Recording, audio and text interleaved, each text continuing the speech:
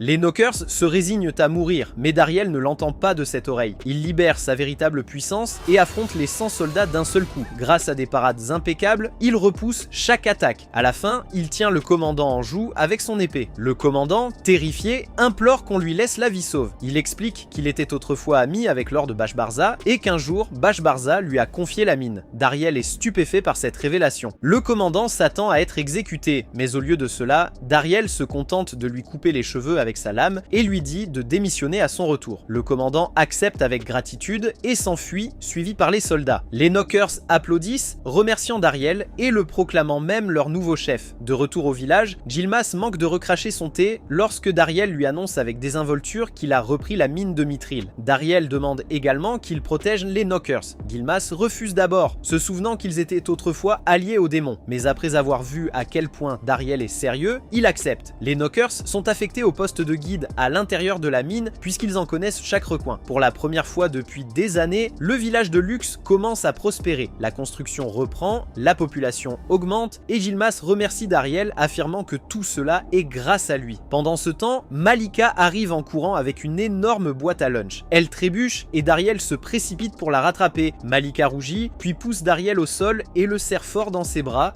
débordante de joie parce qu'il l'a enfin appelé par son prénom. Pendant ce temps, au quartier général des démons, Zébiante entre et surprend Bashbarza en pleine conversation avec son perroquet. Elle le regarde fixement pendant un instant, puis remarque un énorme énorme dispositif magique posé au milieu de la pièce. Intriguée, elle lui demande de quoi il s'agit. Bashbarza explique fièrement qu'il s'agit du résultat de son dernier projet, une arme magique comprimée. Utilisant le mithril comme principale source d'énergie, elle comprime l'énergie magique jusqu'à ce qu'elle devienne plus de 100 fois plus puissante que ce qui était initialement stocké, créant ainsi une méga bombe. Zébiantès remarque ce qu'il s'emballe un peu trop dans son explication, mais elle le laisse divaguer. Bashbarza poursuit en se vantant qu'une fois cette méga bombe terminée, il entrera dans l'histoire comme le plus grand général démoniaque de tous les temps. Zébiantès hausse un sourcil et fait remarquer que son plan nécessiterait une quantité colossale de mithril. Bashbarza lui fait signe de se taire, affirmant que ce n'est pas un problème puisqu'il a déjà ordonné aux knockers de livrer 4 fois la quantité habituelle. C'est alors que Zébiantès fait éclater sa bulle. Elle lui annonce que la mine de mithril vient d'être volée et qu'elle est désormais entre les mains des humains. Bashbarza tombe à genoux, sous le choc. Pour aggraver les choses, Zébiantès ajoute que le roi démon est furieux et veut le voir immédiatement. Quelques instants plus tard, Bashbarza s'agenouille devant le roi démon qui est clairement mécontent qu'il ait laissé la mine se faire voler. Sans crier gare, le roi démon active son œil démoniaque, lui infligeant une douleur intense d'un simple regard. Il le désactive et traite Bashbarza d'imbécile pour avoir même poursuivi le projet de mégabombe. Terrifié, Bashbarza pense qu'il va être exécuté, mais au lieu de cela, le roi démon lui dit simplement de s'excuser. Bashbarza hésite, puis baisse la tête et marmonne des excuses. Le roi démon le traite à nouveau d'imbécile, lui rappelant qu'il aurait dû garder Dariel à ses côtés pour l'aider, car Bashbarza est manifestement trop stupide pour s'en sortir seul. Il ajoute même que le père de Bashbarza n'était un général couronné de succès que parce qu'il gardait Dariel à ses côtés. Le visage de Bashbarza se crispe de colère, mais il ne peut rien faire. Le roi démon le congédie, lui ordonnant de réfléchir à son échec. Pendant ce temps, de retour au village, Dariel et Malika sont ravis de voir que tout prospère. Malika en profite pour tenter sa chance, disant que l'histoire de leur village est quelque chose qu'elle aimerait raconter à leurs enfants un jour. Elle commence nerveusement à inviter Dariel à sortir, mais avant qu'elle n'ait pu finir, Dariel change de sujet, disant qu'il revient tout de suite. Dariel remarque alors Gashita en pleine dispute animée. Il le traîne par l'oreille jusqu'au centre du village et exige de savoir ce qui se passe cette fois-ci. Gashita explique que des types sont sortis de nulle part et ont commencé à insulter les aventuriers de leur village. L'un d'eux s'avance et se présente comme Fitbitan, un aventurier envoyé depuis Campbelltown. Il dit avoir entendu des rumeurs selon lesquelles les aventuriers de ce village auraient repris la mine de mithril et être venus vérifier. Quand Fitbitan apprend que c'est Dariel, un simple aventurier de Randé, qui a réussi cet exploit, il en rit, affirmant que Dariel a dû avoir de la chance. Il déclare ensuite avec arrogance que leur guilde prendra désormais le contrôle de la mine et que le groupe de Dariel peut retourner à ses petits boulots. Dariel riposte, rappelant à Fitbitan que la guilde de Campbelltown avait à l'origine pour mission de vaincre la faux de la mort et qu'elle avait échoué. Gashita intervient, déclarant haut et fort que c'est Dariel qui l'a réellement vaincu. Les aventuriers de Campbell sont stupéfaits. Ils portent immédiatement Dariel en triomphe, le célébrant et allant même jusqu'à le qualifier d'aventurier de rang A. Mais Fitbitan n'a pas l'air ravi. Plus tard dans la soirée, au dîner, Gashita remet l'incident sur le tapis. Il commence à dire que Fitbitan et les autres ont d'abord dénigré Dariel, mais Malika l'interrompt, passant immédiatement en mode tueuse. Elle déclare qu'elle tuera quiconque osera s'en prendre à son mari. Réalisant ce qu'elle vient de dire, elle rougit furieusement, panique et s'enfuit de la pièce. Dariel, toujours aussi désemparé, reste là à la regarder d'un air ahuri. Gashita, cependant, plaisante, en disant que c'est lui qui va épouser Dariel. Le lendemain, Monsieur Bestfred arrive de la guilde centrale pour négocier avec les knockers, mais ceux-ci refusant de parler à quiconque d'autre que Dariel, Bestfred demande à Dariel de servir d'intermédiaire, ce qu'il accepte volontiers. À l'intérieur de la mine, Dariel explique les conditions et à la grande surprise de Bestfred, les knockers acceptent immédiatement sans protester. Sur le chemin du retour, Dariel tombe sur le groupe de Fitbitan qui prétend être en mission de garde du corps et ne laisse passer personne. Soudain, un immense cercle magique apparaît dans le ciel, rappelant les knockers vers l'armée démoniaque. Dariel entend une voix familière derrière lui et saute par-dessus le mur pour voir de qui il s'agit. Alors qu'il court, il se rend compte que s'entourer d'une aura le rend plus rapide. Bientôt, il se retrouve face à face avec son vieil ami Rizet et une escouade de soldats démons. Rizet ne le reconnaît pas tout de suite et tente de le faire fuir avec de la magie. Mais lorsqu'il réalise qu'il s'agit de Dariel, il se précipite vers lui et le serre dans ses bras. Dariel découvre pour la première fois ce qu'est une véritable étreinte et non les étreintes violentes auxquelles Malika l'avait soumis. Plus tard, lorsqu'il se retrouve seul, Rizet demande à Dariel de lui raconter tout ce qui s'est passé. Voyant Dariel hésiter, Rizet suppose qu'il en veut encore à la façon dont les choses se sont terminées lorsqu'il a été renvoyé. Pour clarifier la situation, Dariel lui montre sa carte de guilde, révélant qu'il a toujours été humains. Rizet est stupéfait mais promet de garder le secret. Rizet explique que la situation dans le royaume des démons est catastrophique depuis le départ de Dariel. Personne n'est assez fort pour approuver ou rejeter les ordres imprudents du roi des démons. Lorsque Dariel lui demande ce qu'il fait ici, Rizet répond qu'il a été chargé de se réconcilier avec les Knockers. Rizet invite alors Dariel à rejoindre l'armée démoniaque, affirmant que même le seigneur d'Oroï souhaite son retour et promettant de ne rien dire sur son identité humaine. Mais Dariel refuse, expliquant qu'il a trouvé une communauté qui l'apprécie et qu'il ne l'abandonnera pas. Frustré, Rizet l'emprisonne dans une sphère d'eau avec l'intention de le ramener de force. Mais Dariel brise le sort d'un coup d'épée, déclarant qu'il n'ira nulle part. Il ramène Rizet au village où Gilmas manque de recracher son café lorsque Dariel suggère de vendre une partie de leur mithril aux démons. Dariel fait valoir que les humains et les démons ne se battent que lorsqu'un des deux camps est désespéré. Ainsi, si les deux ont suffisamment de ressources, la paix est possible. Dariel propose cela à Bestfred, qui y réfléchit, mais Fitbitan explose de colère et tente de tuer Rizet. Dariel l'en empêche, insistant sur le fait que partager le mithril est le seul moyen d'éviter davantage d'effusion de sang. Bestfred réprimande Fitbitan pour son comportement imprudent, puis se tourne vers Dariel et Rizet, acceptant de partager le mithril. À la fin de la journée, Rizet remercie Dariel, mais celui-ci lui dit de ne pas s'inquiéter. Il ne fait pas de favoritisme, qu'il s'agisse de démons ou d'humains, il espère simplement qu'un jour, tous pourront vivre ensemble en harmonie. Le lendemain, Dariel est chargé de remettre en état l'atelier de mithril abandonné du village, qui sera nécessaire pour le forgeron qui doit bientôt arriver. Mais lorsqu'il arrive, il trouve Fitbitan déjà à l'intérieur. Fitbitan lui lance un sourire narquois et dit à Dariel de rentrer chez lui pour leur préparer le dîner à la place, car il est déjà là pour s'occuper de la remise en état de l'atelier. Avec un sourire suffisant, il rappelle à Dariel qu'il est contraire aux règles de la ville qu'un humble aventurier de Randé s'immisce dans les affaires des rangs supérieurs. Dariel se contente de soupirer, résigné, et s'en va. De retour à la maison, Malika fait irruption pour raconter qu'un vieux pervers de passage au village lui a pelotté la poitrine. En entendant cela, Dariel maudit l'homme, lui souhaitant de subir 10 000 morts. Mais lorsqu'il trouve le vieux, il est choqué. Le type a l'air d'être réellement mort, couvert de rouge de la tête aux pieds. Il s'avère que ce ne sont que des tomates. Dariel confronte le vieil homme au sujet de ses attouchements sur Malika, mais celui-ci n'y prête pas attention, ne voyant pas où est le problème. Elle n'était même pas si molle que ça. Puis il change soudainement de ton et se met à critiquer Dariel à la place, le traitant d'aventurier inutile. Ça met Malika en rogne, alors elle réplique déclarant que Dariel est fort, tellement fort qu'il a même vaincu une escouade de soldats démons. Le vieil homme se fige, stupéfait, et évalue rapidement l'aura de Dariel. À sa grande incrédulité, les 4 attributs de combat de Dariel sont au maximum. Immédiatement, l'homme se présente comme il se doit. C'est Smith, le légendaire forgeron de mithril. Il le ramène chez eux, même si tout le monde doute encore qu'il soit bien celui qu'il prétend être. Pour le prouver, Smith leur montre une demande directe qu'il a reçue de la guilde centrale. Puis il demande où se trouve l'atelier du village. Dariel explique qu'il est actuellement sous le contrôle des aventuriers de Campbelltown. Smith ricane, affirmant que c'est absurde, et promet d'utiliser ses talents de négociateur hors pair pour régler le problème. Mais en réalité, il se contente d'aller supplier Fitbitan jusqu'à ce que celui-ci finisse par céder et les laisse l'utiliser. À l'intérieur de l'atelier, Smith est submergé par une vague de nostalgie. Apercevant des amateurs gaspillant du mithril précieux, il décide de faire une démonstration. Il fait preuve d'une technique de traitement raffinée, produisant un morceau de mithril impeccable, puis le forge en une épée de mithril élégante pour Dariel. Lorsque Dariel y canalise son aura, il ressent immédiatement la différence par rapport aux armes ordinaires. Tout excité, il la teste sur un arbre, d'un seul coup sans effort, il le tranche net en deux sans même sentir de résistance. Fitbitan, humilié, supplie Smith de le prendre comme disciple, mais Smith refuse, le repoussant d'un geste, et s'éloigne avec Dariel. En chemin, Smith demande soudain à Dariel de lui rendre l'épée. Dariel proteste, disant qu'il veut la garder, mais Smith lui ordonne de se taire car elle ne lui convient pas. Smith explique que son rêve de toujours a été de créer une arme en mithril comme le monde n'en a jamais vu. Dariel fait remarquer que sans mithril ni atelier digne de ce nom, ce rêve n'ira pas loin. Mais Smith sourit d'un air narquois et révèle qu'il a déjà mis la main sur du mithril et installé un tout nouvel atelier. Dariel est stupéfait de la rapidité avec laquelle il a réussi à faire tout ça. Smith explique que le seul problème maintenant, c'est son four à éthanol qui fonctionne à la magie. Il ne marchera donc pas sans quelqu'un pour y canaliser de la magie. En entendant cela, Dariel va demander de l'aide à Rizet. Rizet accepte, mais prévient que ce ne sera qu'une seule fois. Il ne peut pas vraiment aider les humains à produire des armes en masse. Il a toutefois une dette envers Dariel pour avoir repris la mine et il souhaite le voir équipé d'une arme à sa mesure. Ensemble, ils activent le fourneau. Pendant ce temps, Smith réclame de l'alcool pour se concentrer concentré. Alors que Dariel part en chercher, il tombe sur Fitbitan qui souhaite lui parler en privé. Fitbitan explique que la guilde centrale s'accapare tous les profits de la mine de Mithril et propose qu'ils unissent leurs forces pour la renverser. Dariel refuse catégoriquement, il n'a aucun intérêt pour la politique des guildes. Insulté, Fitbitan jette un gant, le défiant officiellement en duel. Lorsque Dariel rentre chez lui et explique la situation, tout le monde le presse de se dérober. Les duels sont une affaire de vie ou de mort, perdre pourrait signifier la mort et cela ne serait même pas considéré comme un crime. Mais Dariel est têtu, il déclare qu'il acceptera, Smith le prend à part et commence à lui apprendre à manier sa nouvelle arme en mithril. Le jour du duel arrive, Fitbitan exhibe avec suffisance une arme en mithril tape à l'œil qu'il a forgée spécialement pour ce combat. Puis il éclate de rire en voyant que l'arme de Dariel n'est rien de plus qu'un couteau. La règle est de se battre jusqu'à ce que l'adversaire ne puisse plus continuer. Alors que le combat commence, Dariel lance une attaque d'avertissement, signalant que la bataille a commencé. Fitbitan charge avec assurance, mais ses yeux s'écarquillent lorsqu'il réalise que le couteau de Dariel peut changer de forme. Smith explique à la foule que l'arme de Dariel se transforme en fonction de la forme de son aura. D'un seul coup fluide, Dariel brise à la fois le bouclier et l'épée de Fitbitan. Tout le monde pense que le combat est terminé, jusqu'à ce que Fitbitan sorte une épée longue en mithril. Imperturbable, Dariel transforme son couteau en fouet, le fait claquer vers l'avant et détruit l'épée longue d'un autre coup rapide. Le sort de la bataille est scellé, Dariel remporte la victoire. La foule éclate en acclamations et l'admiration que Malika lui porte s'intensifie encore davantage. Plus tard, Monsieur Bestfred arrive et s'excuse pour le défi de duel imprudent lancé par Fitbitan. Il admet que c'était inacceptable et demande à Dariel quelle punition il juge juste. Dariel demande simplement que Fitbitan répare toutes les maisons endommagées pendant leur combat. Une fois cela réglé, Bestfred rappelle à Dariel tous les exploits incroyables qu'il a accomplis depuis son arrivée au village et l'invite officiellement à rejoindre la guilde centrale de Campbelltown. Malika, qui arrive avec des boissons, surprend la proposition et n'a pas l'air ravi. Cette nuit-là, alors qu'il se prélasse dans la source thermale, Dariel se demande s'il doit accepter. Soudain, il entend quelqu'un entrer. Pensant qu'il s'agit de Yilmaz, il réalise qu'il s'agit de Malika. Elle le fixe, rougissante, et lui dit à voix basse qu'elle aimerait lui parler. Elle dit à Dariel qu'elle a entendu la proposition que la guilde lui a faite et qu'elle suppose qu'il va certainement l'accepter. Elle ajoute toutefois que cela ne la dérange pas du tout et qu'elle le soutiendra toujours, où qu'il aille. En entendant cela, Dariel se calme. Il se rend compte que Malika a toujours été cette personne altruiste qui continue de sourire quoi qu'il arrive. La regardant droit dans les yeux, Dariel lui dit qu'il va refuser l'offre car il veut rester avec elle et continuer à vivre avec les habitants du village. De plus, sa cuisine lui manquerait trop. Malika fond en larmes de joie et les deux se tiennent la main. Elle dit qu'elle est tellement heureuse de pouvoir rester avec lui. Pendant ce temps, dans le royaume des démons, Bash-Barza dîne avec son père. Pendant le repas, son père mentionne en passant que le succès de Bash-Barza en tant que l'un des 4 généraux est entièrement dû à Dariel. Il rappelle à Bash-Barza que Dariel était le ciment qui maintenait les 4 généraux unis et qu'il l'avait autrefois averti de ne jamais laisser quoi que ce soit arriver à Dariel. Puis, avec un regard glacial, il demande comment va Dariel. Bash-Barza panique, balbutiant que Dariel va bien et travaille toujours pour les généraux. Mais son père sait déjà qu'il ment. Il le roue de coups et lui révèle qu'il a appris que Bash-Barza avait renvoyé Dariel. En s'éloignant, il ordonne à Bash-Barza de ramener Dariel. Mais Bash-Barza refuse. En colère, il déclare qu'il prouvera qu'il n'a pas besoin de Dariel pour être un général accompli, puis il part en trombe. Le lendemain, la mère de Malika surprend Dariel et Malika en pleine action. Elle sourit d'un air narquois et dit qu'ils doivent bien s'entendre. Plus tard, Malika descend les escaliers, encore pleine d'énergie, tandis que Dariel est clairement épuisé par ses ébats. Ils font tous deux comme si de rien n'était pour que personne ne se doute de rien. Plus tard, alors que Dariel aide la mère de Malika à faire la lessive, elle lui murmure qu'elle espère que lui et Malika finiront ensemble. Dariel se rend compte que le jeu est fini, alors il commence à planifier d'épouser Malika comme il se doit. Il va en parler à Yilmaz, mais avant qu'il n'ait pu dire quoi que ce soit, Yilmaz l'interrompt avec quelque chose d'important. Il admet qu'il vieillit et qu'il a besoin de quelqu'un pour lui succéder en tant que maire. C'est pourquoi il demande à Dariel de prendre ce poste. Dariel refuse immédiatement, affirmant que la responsabilité est bien trop grande. Mais Yilmaz insiste jusqu'à ce que Dariel finisse par accepter. Dariel lui dit alors qu'il veut épouser Malika. Malika surprend la conversation et est stupéfaite, c'est le moment dont elle a toujours rêvé. Yilmaz donne sa bénédiction et Malika accepte. Elle serre Dariel si fort qu'elle le projette dehors, mais il utilise ses compétences de combat pour les faire tournoyer dans les airs. La serrant dans ses bras, Dariel lui dit qu'ils doivent faire tout leur possible pour être heureux ensemble. C'est ainsi que Dariel devient à la fois le mari de Malika et le maire du village de Lux. Un an plus tard, le village village semble plus prospère que jamais. La seule ombre au tableau est le décès du forgeron. Un jour, Dariel rentre chez lui et trouve Malika tenant leur fils, Gran, dans ses bras. Soudain, Gashita fait irruption, criant qu'un héros est en route vers leur village. Ce héros est célèbre pour avoir été chargé de vaincre le roi démon, ce qui lui a valu le titre de Grand. Dariel se souvient avoir vu ce héros à l'époque où il faisait partie de l'armée des démons, un guerrier impitoyable qui attaquait quiconque était considéré comme une menace, peu importe qui il était. Il se demande si le héros a découvert où il se trouve et s'il est venu pour le tuer. Quelques instants plus tard, tout le monde sort pour accueillir le héros. Dariel se couvre le visage d'un tissu pour éviter d'être reconnu. La porte de la calèche s'ouvre et à la surprise générale, le héros est en réalité une jeune fille. Toutes les rumeurs étaient donc fausses. Dariel se présente et elle se présente sous le nom de Lady, accompagnée de ses compagnes Secha et Satome. Lady explique que son prédécesseur a été gravement blessé et qu'elle a donc dû lui succéder. En entendant cela, Dariel retire son tissu, réalisant que personne ici ne le reconnaîtra. Alors qu'il visite le village, Lady explique qu'ils sont venus poser des questions sur les armes en mithril. Lorsqu'ils arrivent chez Dariel, Lady et ses compagnons sont accueillis par Malika qui tient Gran dans ses bras. Lady est immédiatement charmée par sa gentillesse et demande à le prendre dans ses bras. Dès qu'elle le fait, Gran enfouit son visage dans sa poitrine et commence même à jouer avec eux. En voyant cela, Dariel ne peut s'empêcher de penser « oui, c'est bien son fils, pas besoin de test ADN ». Le lendemain, Lady et ses compagnons rencontrent Dariel et lui rappellent que la raison principale de leur venue était de voir des armes en mithril. Dariel accède à leur demande et les conduit à l'atelier. Ils sont tous stupéfaits par le nombre d'artisans qualifiés et par les armes incroyables qui y sont fabriquées. Dariel prend une épée et leur explique que le mithril est très différent de tout autre matériau. Ce qui le rend si unique, c'est son incroyable interaction avec l'aura. Il tend l'arme à Satome et dès qu'elle commence à y faire circuler son aura, une puissante vague d'énergie se met à parcourir son corps. Lady voit cela et est stupéfaite. Lady dit qu'elle veut une arme à elle, alors Dariel appelle Sakai, le meilleur forgeron du village. Sakai s'incline respectueusement et dit que ce serait un honneur de fabriquer son arme. Dariel explique qu'avant de mourir, Smith lui a inculqué les 48 façons de bien traiter les femmes. Sakai commence à palper la main de Lady et au début, cela lui semble n'être qu'une forme de harcèlement, mais Dariel explique que Sakai est capable de prédire ou de déterminer le type d'aura d'une personne simplement en lui tenant la main. Alors, dans les instants qui suivent, Sakai déduit instantanément qu'elle est une combattante de type slash. Lady est stupéfaite qu'il ait vu juste si rapidement. Peut-être est-il vraiment doué après tout. Lady révèle alors que son groupe est à la recherche d'un 4e membre. Le lendemain, Gilmas annonce avec enthousiasme qu'un tournoi sera organisé pour décider qui les rejoindra. Lady n'apprécie pas que tout le monde soit si excité par cette idée, car vaincre le roi démon n'est pas un jeu. Dariel admet qu'elle a raison, mais il pense aussi que cela montre à quel point tout le monde est déterminé à vaincre le roi démon. Alors que le tournoi commence, Gilmas annonce que la sélection se fera par des combats en face à face, opposant les 3 héros aux 26 aventuriers de leur village. Les 3 héros combattent dos à dos, s'imposant un handicap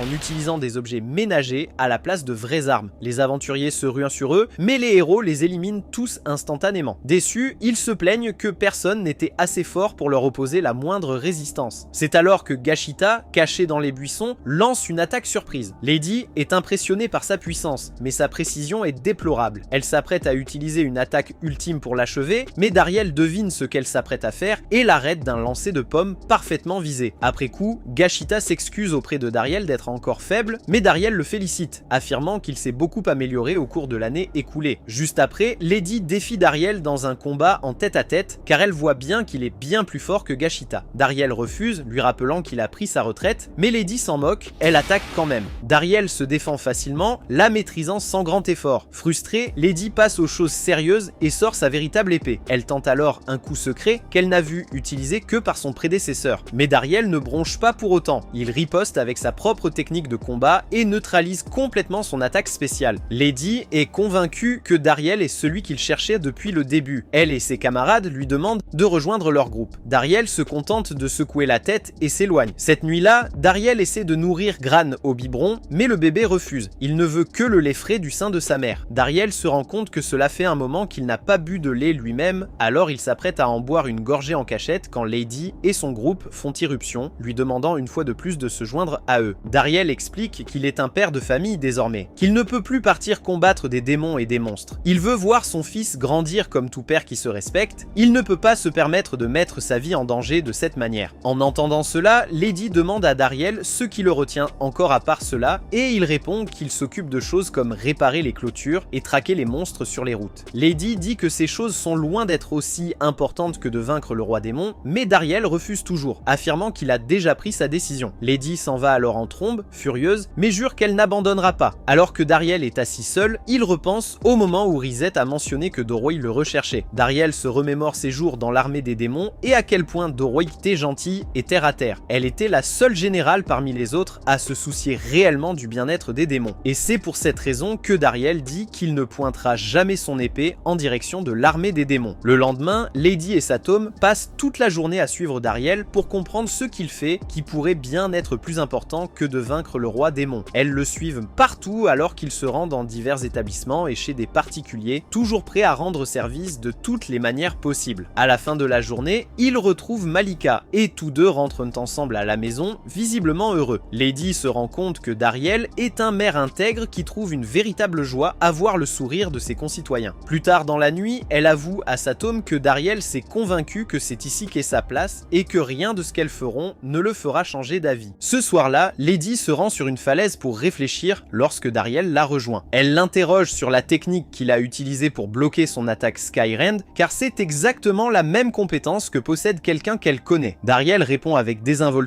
qu'il l'a découverte en plein combat. Lady est stupéfaite, ce qu'il a utilisé n'était pas seulement sa technique, c'était un Skyrend d'un niveau bien supérieur au sien. C'était une compétence légendaire autrefois utilisée par le héros précédent, Alansil. Si puissante en fait qu'elle avait son propre nom, le Skyrend de l'empereur redoutable. C'était exactement la technique qu'avait utilisée Dariel pendant leur combat. Elle n'arrive pas à croire que Dariel ait réussi à l'exécuter sans même savoir de quoi il s'agissait. Honnêtement, il n'avait jamais réalisé que c'était une technique aussi impressionnante. Après tout, dès que la bataille commençait, Alansil lançait ses attaques comme si de rien n'était. Lady s'emporte soudainement, lui disant qu'il gaspille son potentiel s'il ne se bat pas. Dariel esquive et répond calmement que si aucune des deux parties n'attaque, la paix régnera. Lady réplique en disant qu'elle a promis à Alansil sur son lit de mort qu'elle anéantirait l'armée démoniaque. C'est pourquoi elle a besoin de l'aide de Dariel. Mais Dariel refuse à nouveau. Il lui raconte l'époque où dans la mine de Mithril, il a combattu certains soldats démons. Même lorsqu'ils en avaient l'occasion, les soldats hésitaient à tuer les Knockers, qui sont des non-combattants. Et pour regagner la confiance des humains, ils ont envoyé Rhyseth, un membre à part entière du corps des démons. Il dit que tout ce qu'il veut, c'est protéger sa famille, et qu'avec de la famille des deux côtés, il ne peut pas se battre. Lady finit par se calmer et admet que Dariel a raison. Son cœur était simplement trop faible pour s'en rendre compte auparavant. Elle lui demande alors de devenir son entraîneur, afin qu'elle puisse devenir plus forte mentalement et physiquement. Il se dit également que se rapprocher d'une héroïne pourrait lui donner l'occasion de mettre fin à la guerre une bonne fois pour toutes. Pendant ce temps, dans le royaume des démons, Doroï est désemparée. Elle a cherché Dariel partout, mais ne parvient pas à le trouver. Doroï était la seule générale qui ait jamais été sincèrement gentille avec lui. De retour au village, Dariel et Rhyseth entrent dans la maison pour y trouver Zébiantès assise nonchalamment dans un arbre, soulagée de l'avoir enfin retrouvée. À l'intérieur de la maison, Dariel et Rhyseth discutent tranquillement quand Zébiantès fait irruption, les faisant sursauter tous les deux. Elle s'affale et utilise littéralement Rhyseth comme une chaise, le réprimandant d'avoir caché où se trouvait Dariel, alors même qu'elle savait qu'il le couvrait. À ce moment-là, Malika entre. Voyant que Dariel a des invités, elle propose poliment d'aller chercher des rafraîchissements. Mais elle surprend alors Zébiantès, traitant Dariel de bon à rien incompétent. C'est la goutte d'eau qui fait déborder le vase. Malika lance un bouchon de bouteille avec une telle force qu'il transperce le mur. Zébiantès se fige, frissonnant en réalisant qu'il ne faut pas prendre Malika à la légère. Une fois le calme revenu, Dariel demande si elle a vraiment fait tout ce chemin juste pour le trouver. Zébiantès nie, affirmant qu'elle est là pour se renseigner sur le mithril du village. Elle explique qu'elle a dû venir en personne car Rhyseth lui cachait tout. Rhyseth s'excuse, mais Dariel lui assure que ce n'est pas de sa faute. Il explique que les utilisateurs de magie du vent comme Zébiantès peuvent manipuler la densité de l'air pour se dissimuler. Zébiantès confirme d'un air suffisant que c'est vrai. Puis, sans aucune honte, elle demande à Dariel de lui remettre tout le mithril. Dariel refuse, affirmant que le mithril est trop précieux pour le village, qu'ils ont travaillé trop dur pour le protéger. Zébiantès s'en offense et le fusille du regard, mais Malika soutient Dariel d'un regard encore plus effrayant qui donne des frissons à Zébianthe. Ils sortent pour régler leur compte par un combat. Zébiantès attaque la première, mais Dariel anticipe facilement ses mouvements et lui met son épée sous la gorge, exigeant qu'elle se rende. Zébiantès n'en a cure, affirmant que ça ne compte pas et continue d'exiger des revanches. À chaque fois, Dariel l'emporte. Frustré, Zébiantès s'élève dans le ciel, préparant sa technique de tempête géostatique pour anéantir le village afin de trouver la cachette de Mithril. Dariel riposte avec son Skyrend, engloutissant entièrement sa tempête. Zébiantès s'écrase vers le sol, mais Dariel se précipite et la rattrape juste à temps. Malheureusement, ce faisant, il lui arrache accidentellement ses sous-vêtements. Horrifié, Zébiantès fond en larmes, menaçant de tout raconter à Malika. Dariel panique et s'excuse, lui proposant de lui vendre du Mithril en compensation. Elle accepte le marché et consent également à garder secrète sa présence dans le village. Elle demande même une arme semblable à l'épée de Dariel, mais comme Smith, le forgeron qui l'a fabriqué, est mort, Dariel lui dit que c'est impossible. À la place, il l'emmène voir Sakai, lui demandant de forger une épée aussi proche que possible de la lame d'Hermès. Mais à ce moment-là, les yeux de Dariel s'écarquillent. Lady et son groupe sont sur le point de revenir. Il sait qu'une rencontre entre eux et Zébiantès serait catastrophique. Alors, il demande à Sakai de retenir Zébiantès avec sa commande pendant qu'il se précipite pour retarder le groupe de héros. Dariel se précipite vers le groupe de héros à leur arrivée et fait de son mieux pour les retarder en donnant à Lady la tâche d'effectuer 1000 coups d'épée à titre d'entraînement. Lady est très désireuse de devenir plus forte, elle s'exécute donc sans se plaindre. Mais malgré toutes les tentatives de Dariel pour les retarder, son plan se retourne spectaculairement contre lui. Lady finit par entrer directement dans le sauna où Zébiantès se détend déjà. Entendant leur voix ensemble,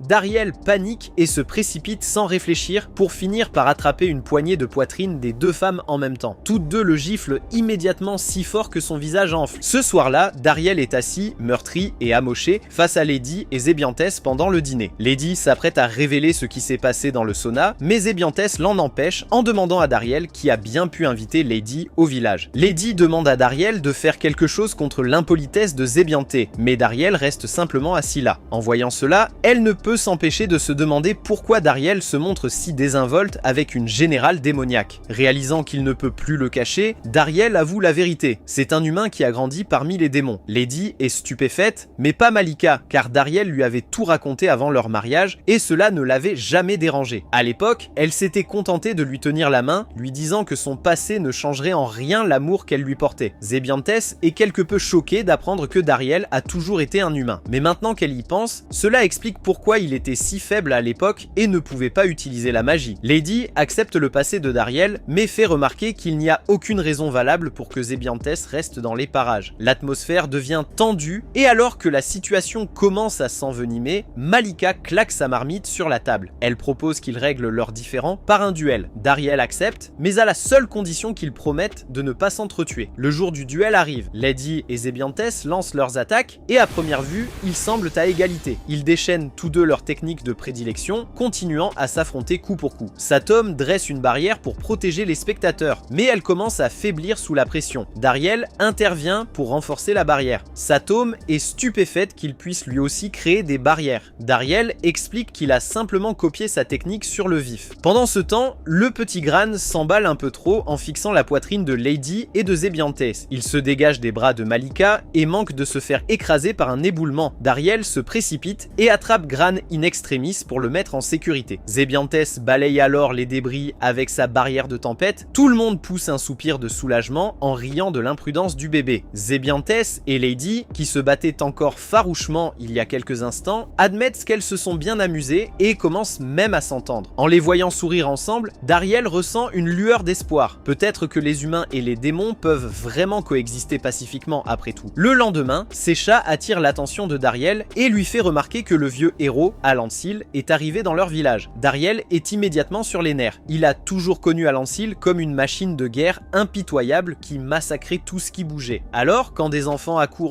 pour le saluer, Dariel panique, pensant qu'ils vont se faire massacrer. Mais à sa grande surprise, Alansil s'avère être un type cool et sympathique, rien à voir avec les rumeurs terrifiantes. Alansil est un héros tellement respecté que tout le village fait la queue juste pour le rencontrer. Lorsque Dariel présente Alansil à Zébiantès, il l'avertit discrètement qu'Alansil ne se montre gentil qu'avec les humains. S'il découvre qu'elle est un démon, elle est cuite. Comme Alansil a un sens aigu de la magie, Dariel lui dit de ne pas utiliser de magie en sa présence. Elle accepte à contre-cœur. Peu après, Dariel et Alansil s'assoignent pour discuter. Alansil explique qu'il est venu parce qu'il a entendu dire que Lady causait des ennuis à Dariel. De plus, il ne veut pas que son entraînement prenne du retard, alors il annonce qu'elle s'entraînera à nouveau sous sa supervision. Lady surprend la conversation et explose littéralement de joie. Dariel trouve cela parfait parfait. Pendant que l'entraînement de Lady distraira Alansil, cela donnera à Zébiantès l'occasion de s'éclipser sans se faire remarquer. Mais Alansil se raidit soudainement. Il dit qu'il sent une présence étrange depuis son arrivée. Dariel panique immédiatement, pensant que le secret a été découvert, mais Alansil se contente de plisser les yeux en regardant un garçon un peu loufoque à proximité. Dariel pousse un soupir de soulagement et explique qu'il s'agit de Gashita, l'aventurier le plus fort du village. Environ 1 heure plus tard, tout le monde se rassemble sur le terrain d'entraînement pour regarder Alansil s'entraîner au combat avec Lady. Le combat commence et Alansil esquive sans effort ses attaques tout en signant nonchalamment des autographes pour ses fans. Puis il lui arrache son épée en plein élan, la projette au sol et remporte la victoire instantanément. Il remarque néanmoins que Lady s'est beaucoup améliorée au maniement de l'épée. Intrigué, il demande qui est son professeur. Dès qu'il apprend qu'il s'agit de Dariel, il le défie immédiatement en duel. Il doit tester par lui-même cette prétendue force. Dariel refuse catégoriquement, prétextant qu'il a pris sa retraite. Mais sous les encouragements de Gashita, il finit par accepter. Lorsqu'il monte sur le ring et fait face à Alansil, Dariel ressent la pression écrasante de son aura et se dégonfle, prétextant qu'il ne devrait pas s'affronter l'estomac vide. Au lieu de cela, ils partent tous en pique-nique dans les champs. Pendant qu'ils mangent, Alansil est un peu ému, cela fait une éternité qu'on ne lui a pas préparé un déjeuner fait maison. Pendant ce temps, de retour à la maison, Zébiantès commence à se relâcher et oublie qu'elle n'est pas censée utiliser la magie. Dès qu'elle le fait, Alansil perçoit son aura démoniaque et son attitude s'assombrit. Il lance son bâton à travers le village, clouant Zébiantès au mur. Lentement, il s'approche, prêt à la tuer. Mais avant qu'il ne puisse frapper, Dariel s'interpose et bloque son attaque. Dariel déclare qu'il ne permettra pas d'effusion de sang dans son village, même si la cible est un démon. Alansil le fusille du regard, réalisant que cela signifie qu'il devra combattre Dariel. Les deux hommes s'affrontent. Dariel parvient à tenir bon, mais Alansil maintient une offensive implacable, le forçant à se mettre sur la défensive. Au bout d'un moment, Alansil est stupéfait de découvrir que Dariel possède les 4 attributs d'aura tout comme lui. Il exhorte Dariel à ne pas gaspiller ce don, insistant pour qu'il se joigne à lui dans une mission visant à anéantir l'armée des démons. Mais Dariel refuse. Furieux, Alansil déchaîne son dévastateur Emperor's Skyrend. Dariel riposte avec le même mouvement et les deux attaques s'entrechoquent dans une explosion gigantesque. La puissance d'Alansil finit par le submerger, laissant Dariel battu au sol. Pourtant, Dariel parvient à parler, affirmant qu'il comprend la douleur d'Alansil d'avoir perdu sa femme et ses enfants aux mains des démons. Mais massacrer tous les démons vivants ne les ramènera pas. Alansil exige de savoir pourquoi Dariel est si protecteur envers les démons. C'est alors que Dariel admet enfin qu'il a été élevé par eux. Alansil halète d'incrédulité. Pendant ce temps, dans le royaume des démons, Granbarza se rend auprès du roi démon avec une requête. Le roi apparaît désormais sous la forme d'une bête terrifiante au lieu de son apparence humaine habituelle, ce qui déconcerte quelque peu Granbarza. Il persiste néanmoins, exigeant que son fils Bashbarza soit démis de ses fonctions. Il fait valoir que depuis que Bashbarza a pris les rênes, il n'a fait que tout gâcher. Mais le roi des démons voit clair dans son jeu. Il sait que Granbarza est simplement amer parce que Bashbarza a renvoyé Dariel. Il demande pourquoi Granbarza préférerait Dariel, un étranger, à son propre fils. C'est alors que Granbarza commence à raconter comment il a trouvé le petit Dariel abandonné dans la forêt et a choisi de l'élever comme son propre fils. Ému, le roi démon révèle que Dariel vit actuellement paisiblement au village de Lux. Cependant, il doute que Dariel revienne un jour maintenant qu'il s'est installé là-bas. De retour au village, Dariel raconte la même histoire à Alansil, lui expliquant comment Granbarza l'a adopté. Alansil est abasourdi. Lentement, il s'approche et serre Dariel dans ses bras, puis lâche la bombe. Dariel est son fils. Dariel est abasourdi. Pour s'expliquer, Alansil raconte qu'il y a 33 ans, sa femme a été tuée par Bezetan, l'un des généraux démons. Il avait supposé que son fils était mort lui aussi. Mais après avoir entendu l'histoire de Dariel et constaté qu'il possède les 4 capacités d'aura, il est certain que Dariel est son enfant perdu depuis longtemps. Dariel reste sans voix en réalisant que le héros légendaire Alansil est son véritable père. À ce moment-là, Alansil sent soudainement une aura démoniaque s'approcher. Sans hésiter, il lance une énorme boule de feu. Granbarza surgit, bloquant l'attaque. Il descend calmement et s'approche de Dariel, lui disant à quel point il est devenu plus fort. Juste après, Granbarza et Alansil se souviennent soudain qu'ils sont des ennemis jurés et semblent prêts à en venir aux mains. Mais Dariel s'interpose rapidement entre eux, mettant fin à la bagarre. Il dit à Alansil que, puisqu'il vient tout juste d'apprendre qu'il est son père, il est encore désorienté et mérite d'entendre la version de Granbarza. Granbarza prend une profonde inspiration et admet qu'il a compris depuis longtemps qu'Alansil était le véritable père de Dariel. Depuis que Dariel était petit, cela le troublait que Dariel ne puisse pas utiliser la magie. Cela l'a amené amené à soupçonner que Dariel était peut-être humain. Malgré tout, il n'a jamais eu le cœur de le laisser partir. Grand Barza s'excuse pour tout ce gâchis, mais Dariel secoue la tête et dit que c'est lui qui devrait remercier Grand Barza. Même s'il n'était pas son fils biologique, Grand Barza ne lui a jamais donné l'impression qu'il manquait de quelque chose. Il lui a donné une famille et un foyer et Dariel lui doit beaucoup. Grand Barza sourit et répond que c'est lui qui devrait être reconnaissant, car c'est grâce à Dariel qu'il est devenu un général aussi brillant. Les deux hommes s'étreignent chaleureusement, mais Alansil est furieux à cette vue. Il grogne que Grand Barza lui a volé toutes les précieuses années qu'il était censé passer avec son fils. Il a gardé cette rancœur en lui tout ce temps. Grand Barza s'avance calmement et admet que ce qu'a fait Bezeton est impardonnable, mais qu'au lieu de porter toute cette haine en lui, Alansil pourrait simplement la déverser directement sur lui. Il ajoute même que, bien qu'il ait d'abord pensé ramener Dariel au royaume des démons, après avoir vu comment les choses se passaient, il estime qu'il vaudrait mieux que Dariel passe son temps avec son vrai père. Malgré ces paroles, la tension entre les deux hommes reste à son comble, et ils sont sur le point de s'affronter à nouveau quand soudain Malika fait irruption et déverse un seau d'eau entier sur eux deux. Elle les réprimande, leur disant qu'ils ne devraient pas se comporter de manière aussi déplaisante devant leur petit-fils. Les deux hommes se figent, déconcertés par ce mot. C'est alors que Malika explique que le fils de Dariel et d'elle-même, Gran, fait de deux ses grands-pères. Dariel esquisse un sourire narquois, pris d'une idée. Il dit à Alansil que même s'il est trop tard pour lui de revivre son enfance, il peut encore rattraper le temps perdu en jouant le rôle de grand-père pour Gran. Alansil s'adoucit et accepte. Pendant ce temps, dans le royaume des démons, Bash Barza entre dans ce qui est censé être la fête organisée pour sa promotion au grade de général, pour découvrir que la salle est complètement vide. Il en rit, pensant que tout le monde est simplement en retard, mais un serviteur l'informe que personne n'est venu. La vérité, c'est que personne ne le soutient à cause de son incompétence chronique. Le serviteur ajoute même que son propre père a demandé son renvoi. Bash Barza est abasourdi. Il exige de savoir ce qu'il aurait pu faire différemment. Le serviteur répond sans détour que tout se serait bien passé si seulement Dariel était encore là. Chaque fois que le nom de Dariel est prononcé, cela fait mal et Bash Barza se sent encore plus inutile. Frustré, il s'affale sur une chaise et commande de l'alcool au chef, mais celui-ci refuse, prétextant que Bash Barza n'a réglé aucune de ses factures. Il ajoute que cela n'a jamais posé de problème à l'époque où Dariel s'occupait de tout. Entendre à nouveau le nom de Dariel fait basculer Bash Barza. Il explose de rage et réduit le restaurant en cendres. S'éloignant avec une expression froide et amère, il jure de prouver à tout le monde qu'ils ont tort. De retour au village de Lux, Grand Barza et Alansil s'affairent à créer des liens avec le petit Gran. Mais Alansil ne supporte pas que le garçon ait été nommé d'après Grand Barza. Il suggère de le rebaptiser Alan Barza pour que ce soit plus juste, mais Dariel rejette immédiatement l'idée, trouvant que ça sonne tout simplement idiot. Au fil de la soirée, Dariel ne peut s'empêcher de se sentir bizarre. Il a désormais techniquement 3 papas, Yilmaz, Grand Barza et Alansil. Il va lui falloir un certain temps pour s'y habituer. Les 3 hommes passent néanmoins la soirée à boire et à rire ensemble. À la fin de la nuit, Alansil se rend compte que Grand Barza est en fait un type plutôt cool. Il tend la main et propose une trêve, acceptant Grand Barza comme l'un des grands-pères de Gran. Grand Barza accepte la poignée de main et la querelle entre eux s'apaise enfin. Le lendemain matin, Lady s'approche d'Alansil et lui demande de reprendre son entraînement sous sa direction. Il accepte, mais Dariel est surpris qu'après tout ce qu'il a dit auparavant, Lady veuille toujours combattre les démons. Lady répond que c'est simplement le devoir d'un héros, mais Alansil explique que cela va plus loin que cela. Selon la rumeur, le roi démon posséderait la plus grande sagesse et le plus grand pouvoir au monde. S'ils parviennent à le vaincre, les humains pourraient enfin acquérir la capacité d'utiliser la magie. C'est pourquoi la guilde centrale est déterminée à le renverser. À ce moment-là, on entend un coup violent résonner à la porte. Dariel l'ouvre et tombe sur Fitbitan, à bout de souffle. Celui-ci leur annonce qu'un monstre attaque la mine de Mithril. Sans hésiter, Zébiantes utilise sa magie du vent pour les transporter sur place. À leur arrivée, ils aperçoivent un énorme dragon de feu qui sème la terreur, réduisant tout à sa lueur. Les mineurs ont réussi à s'échapper, mais les mineurs sont toujours piégés à l'intérieur. Sans réfléchir, Dariel se précipite droit vers la mine, déterminé à les sauver avant qu'il ne soit trop tard. Dariel se précipite dans la mine, mais Alansil le suit de près, affirmant qu'il n'est pas question qu'il laisse son fils, qu'il a retrouvé après tant d'années, y entrer seul. Pendant ce temps, Lady et son groupe tentent déjà de combattre la bête dragon, mais leurs armes ne lui font aucun mal. Lady utilise même sa technique spéciale, mais cela ne laisse qu'une égratignure. Grand Barza intervient alors, reconnaissant la créature. Il s'agit de la bête de feu magique, Salamandra. Il concentre son énergie, prêt à se battre. Au même moment, Dariel et Alansil atteignent enfin les Knockers et parviennent à les sauver. Les Knockers sont ravis de revoir Dariel, mais avant qu'ils aient le temps de célébrer leur sauvetage, Salamandra salamandra apparaît soudain devant eux. Dariel et Alansil échangent un regard et à l'unisson